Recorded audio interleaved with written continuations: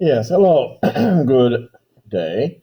Today is Thursday, April the 29th, and May is soon on the horizon. And today we continue our discussion of the Protestant Reformation. We've already looked at a couple of videos. One, I thought I always liked the 95 Theses rap. You may have seen it when you were a sophomore taking World Civ. And the other, I like the Paul Sargent's Protestant Reformation a lot more drier and a lot more to the point, as it were. And so, yes, let's talk about these notes here. We begin with this. We talked about the crime of heresy. Yes.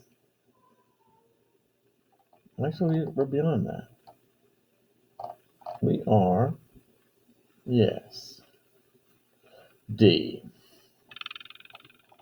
All right.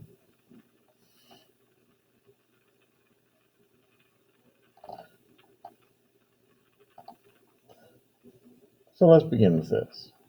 Heresy. Punishment for heresy is being burned at the stake. Yes. In 1521, Luther was threatened by Pope Leo X with excommunication, meaning being kicked out of the church. We'll talk more about that later when we talk about the Amish and shunning, if he did not recant.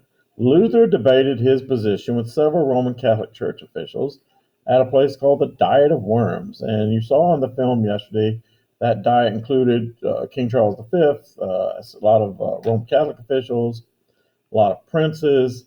The diet, once again, means council. Worms is a city.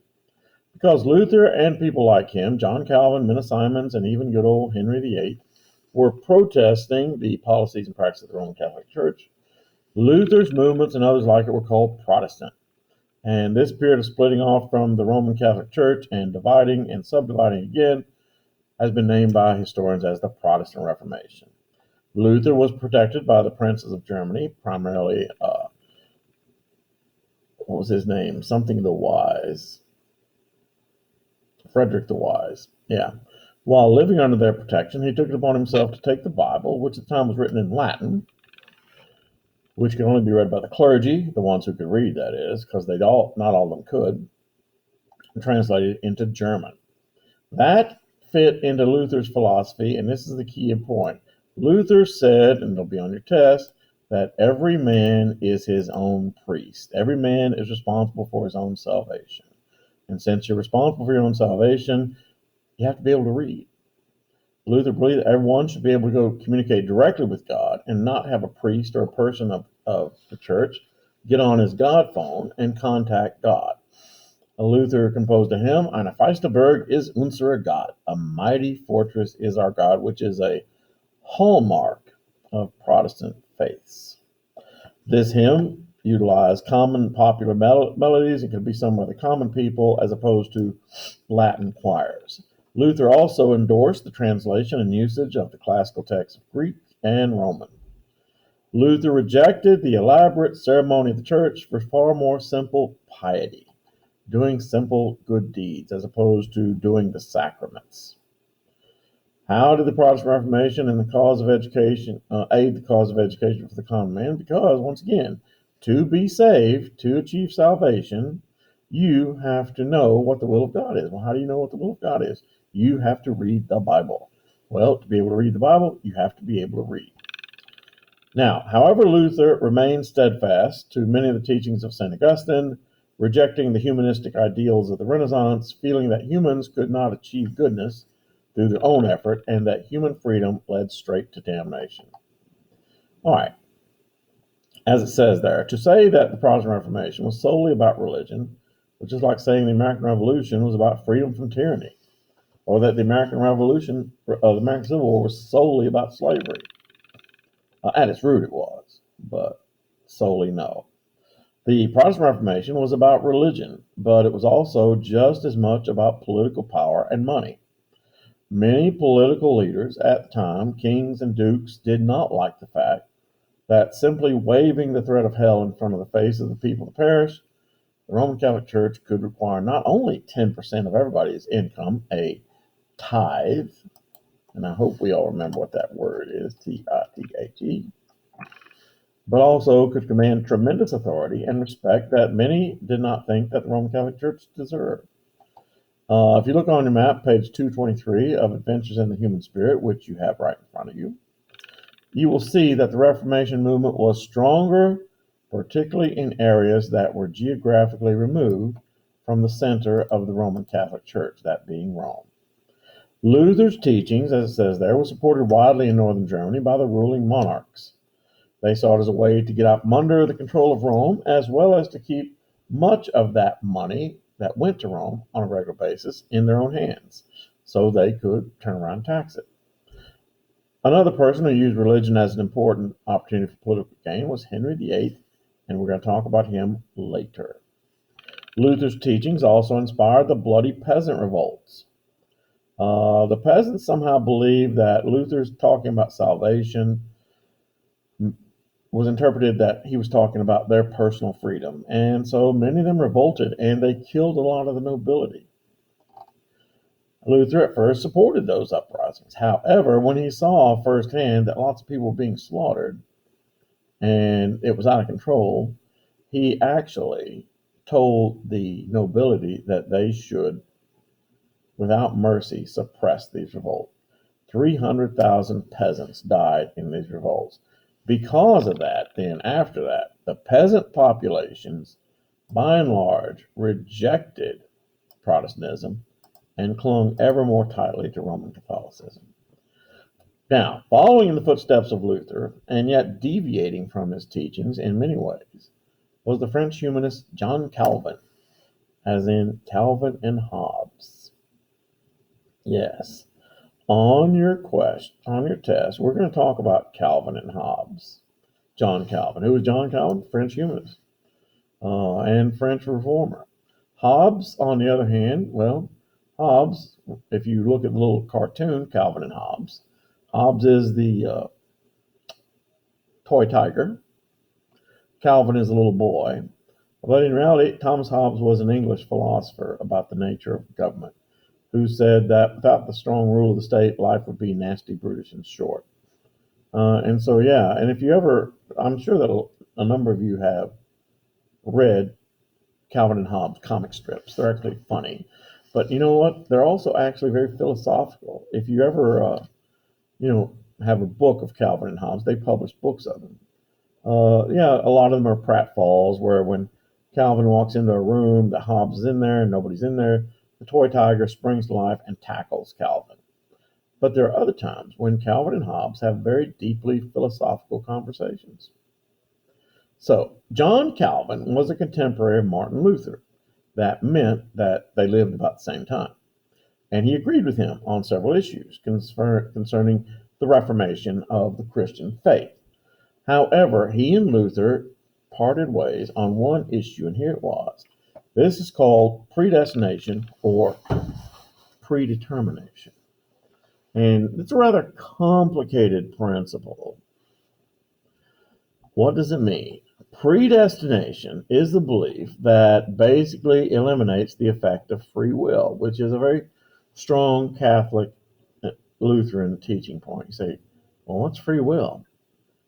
Free will means that you are born a living, thinking creature, and therefore the decisions you make in your life will determine whether or not you go to heaven or hell. John Calvin says, predestination says, that since God is all omnipotent and omniscient, omnipotent, all powerful, omniscient, all knowing, that God has known since before time began which human beings were going to go to heaven and which human beings were not going to go to heaven. And there's nothing that those individual human beings can do about that circumstance. That knowledge of who's going to heaven and who's going to hell is in a big, closely guarded secret and in a big book called Lamb's Book of Life that you read about in Revelation. And that Lamb's Book of Life will not be open until the last day. The judgment, when and those whose names are on the book go to heaven, live with Jesus and the angels, and those who do not get to reside in a much more unpleasant dwelling with Satan and his minions. Of course, how does one get to know if you're on the list or not, given it's such a well-guarded secret? Well, according to Calvinist theology, God leaves little clues, hints, intimations of the presuppositions of God's will. In other words, God leaves little clues as to whether or not he likes you. What are these clues? We're going to get back to that in a minute, okay? For now, let's talk about some of the basic tenets of Calvinism and by de facto Protestantism. And by the way, Calvinism is not that far from us. The Calvinists became the Dutch Reformed Church. They became the French Huguenots, and they also became Scottish Presbyterians. And as you all know, if you look up the street, about 1,000 yards, there is a Presbyterian church. It's Calvinist, okay? And so a good Calvinist would not do the following things. He would not gamble, because gambling is wasteful. In other words, you stand a very good chance of losing your money when you gamble. He would not dance, frivolous spending of time, and also when you dance, to quote Footloose, bad things happen. Play cards, same thing, because playing cards invites gambling, and once again, waste of time. Sing frivolous songs. What is a frivolous song? A frivolous song is any song that does not deal with praising God. Such as, I Bless the Rains Down in Africa, which is a beautiful song. Or anything, once again, that's not gospel. A Calvinist would not drink alcohol to excess. Once again, because when you do those things, you become reckless and careless and lose your money. He would not wear gaudy clothes. What are gaudy clothes? Gaudy clothes are fashionable clothes. I could never be accused of that. Although, as you know, many people are clothes horses. Good Calvinists, in fact, strict Calvinists, wear what colors? Black, white, maybe gray. And after that, very plain. A good Calvinist would also, though, here's the kicker, a good Calvinist would also work hard. Save his money, be ambitious about and want to do better in life, and acquire possessions honestly. I mean, think of this. Have you ever been sitting at your home on a Saturday, Sunday afternoon, maybe a weeknight, and you're just, maybe you're listening to music, maybe you're texting somebody, and your parents walk in, or one parent, and they say, "What are you doing?" You say, "Nothing." And then they give you something to do. Why? Because they don't want you sitting on the couch. And you're saying, who does that? Where does that come from? Answer, John Calvin. A good Calvinist would work hard, be ambitious. But let's get back to those clues about who's going to heaven and who's not going to heaven, shall we? God lets us know who is going to heaven because people who go to heaven practice the do's and don'ts of good Calvinism. However, another thing, one sure good sign of God's elect was if a person was successful in honest business. And so that is why you would work hard to be successful. Another sign of God's favor was the ability to have a large family. But now, that thing right there, the first thing about business, that really shook the Christian world. The idea that for the first time, making money was a good thing. Yeah. I mean, that was revolutionary. Because if you remember the gospel of Jesus, where Jesus once said, it is easier for a camel to pass through the eye of a needle than for a rich man to enter the kingdom of heaven. Well, here, John Calvin's saying that one way to show that God likes you is to be wealthy. Honestly, of course. Calvinism spread throughout Europe, in pockets as well as in North America. But there are three particular pockets of Calvinism that you need to remember. In France, Calvinists were called Huguenots and were a persecuted minority. In the Netherlands, they were called the Dutch Reformed Church. And, I learn stuff all the time. There are a lot of these Dutch Reformed church members who moved up into northern Indiana and western Michigan. The city of Grand Rapids, for example. City of Grand Rapids has has several colleges, but one of the smaller colleges, but it's actually a pretty good sized campus, is, wait for it, Calvin College, named after it's a Dutch Reformed college named after John Calvin. It's a Calvinist college. I didn't take time to go visit it, but yeah. In fact, the Dutch Reformed Church actually has more members in Grand Rapids than the Roman Catholic Church, and that is unusual in that part of the country. And so, yeah, in the Netherlands, they were called the Dutch Reformed Church and were a center of anti-Spanish sentiment. And in Scotland, they were called the Presbyterian Church, which is probably the church you are most familiar with. And guess what, guys? We're going to talk about Henry VIII tomorrow. Goodbye.